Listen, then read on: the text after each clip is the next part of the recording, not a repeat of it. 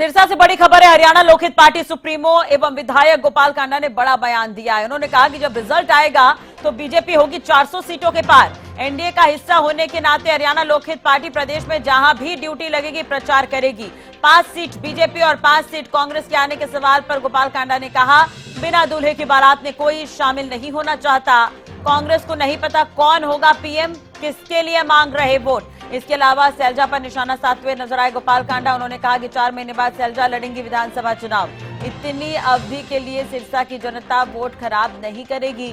सरकार के अल्पमत होने के सवाल पर भी गोपाल कांडा ने बड़ी बात कही है। उन्होंने कहा कि अल्पमत में नहीं है बीजेपी सरकार। फ्लोर टेस्ट हुआ तो सरकार मजबूती से जीतेगी। विधायकों का समर्थन है। सरकार के पास नंबरों की कमी नहीं है। नंबरों के लिहाज से विधायक ज्यादा है। और भी उन्होंने क्या कुछ कहा, चलिए आपको सुनवाते हैं। देखो क्या होता है कि आम लोगों को, गरीब जनता को बहुत इस सरकार ने बहुत कुछ दिया है और दे रही है।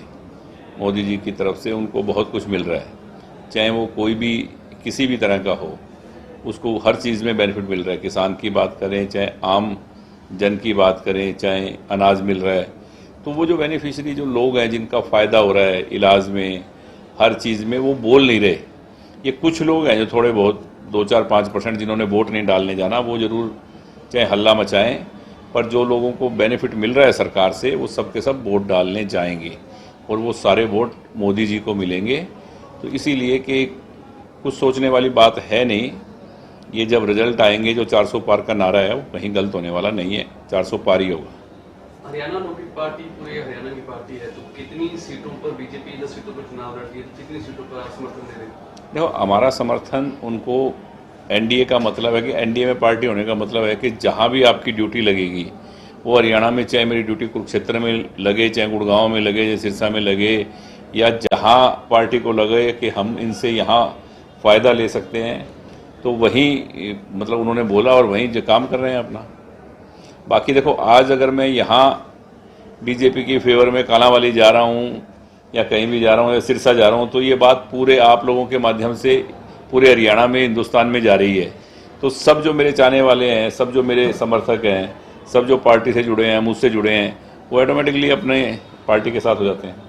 एक मार्केट में आम चर्चा है कि इस बार जो हरियाणा की 10 सीटें हैं 50-50 होने वाला है, कांग्रेस और बीजेपी 5-5 सीटों पर जीत रही है। आपका क्या अनुमान है? आप तो भी 15-20 साल राजनीति में हो गए हैं। ऐसा देखो, मैंने अभी आपको यही बात का जवाब थोड़ी देर पहले भी दिया था कि ऐसा कहीं भी नहीं है कि कोई आइडिया मार ले कि 5-5 होने वाले हैं, ऊपर 500 में से कोई कदे 250 होने वाले हैं। तो ऐसा कुछ नहीं है। आज तक एक बात बताओ मुझे, जब किसी बारात में कोई दूल्हा ही ना हो तो वो बारात होती है? बताओ, नहीं होती ना। तो वो बात है, बिन दूल्हे की बारातें हैं ये। आज तक सैलजा जी ने कहा कि प्रधानमंत्री कौन बनेगा, वो वोट मांग रही हैं आपसे, हमारे से, सबसे कि आप मुझे वोट दो। बहन सैलजा जी आ गई, बहन सैलजा जी आ गई। अच्छी बात है भैया, पहले भी आई थी, 2 बार जीती हैं। क्या किया? कहीं कोई बोर्ड कोई उनके नाम का, उनके फादर के नाम का, चौधरी दलबीर सिंह जी का कहीं लगा हुआ है? कोई ऐसा काम है जो सिरसा में उन्होंने बहुत बड़ा काम कर दिया हो? पहले भी उनकी सरकार रही थी।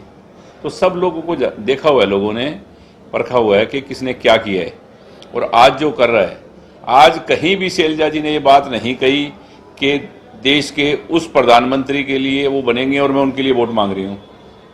ये तो खुद कह देंगी 4 महीने बाद कि भैया मैं तो फलाना से लड़ रही हूँ इलेक्शन, मुझे तो हरियाणा के इलेक्शन लड़े हैं और इनके एक पोस्टर में लिखा हुआ है आगे हरियाणा की बारी। तो 4 महीने के लिए आप हरियाणा को या सिरसा की जनता को खराब करने के लिए आ रहे हैं क्या?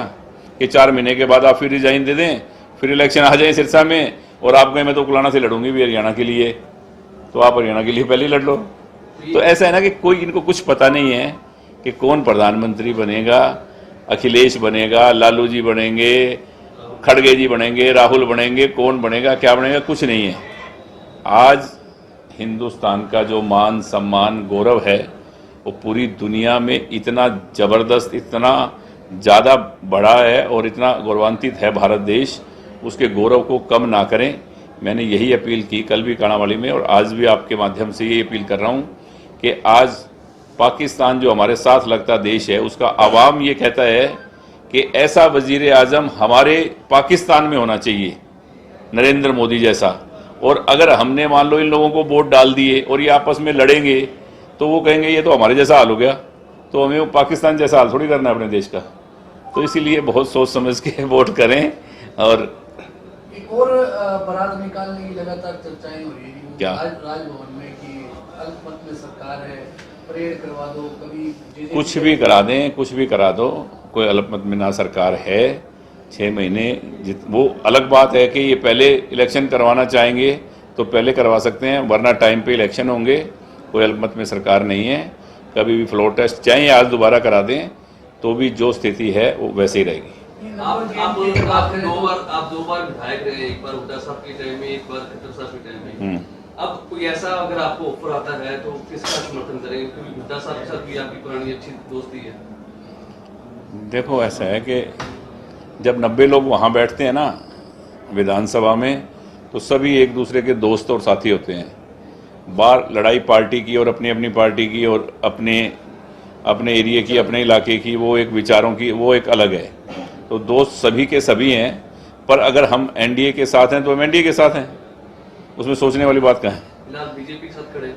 बिल्कुल खड़े हैं, बिल्कुल तन मन धन से खड़े हैं। और आपके सामने ये कहूँगा कि जो एचएलपी को, गोपाल गोविंद को प्यार करने वाले हैं, क्योंकि किसी का साथ दो तो मुकम्मल दो, हमारी ये सोच है कि या किसी का साथ मत दो। तो अगर इनके साथ, देखो आज हमारे पास कोई एमपी नहीं है एचएलपी पार्टी में, उसके बावजूद भी अगर हमारी पार्टी को उन्होंने एनडीए में रखा है तो हमारा भी फर्ज है कि हम अपना फर्ज पूरा करें और उनका साथ निभाएं।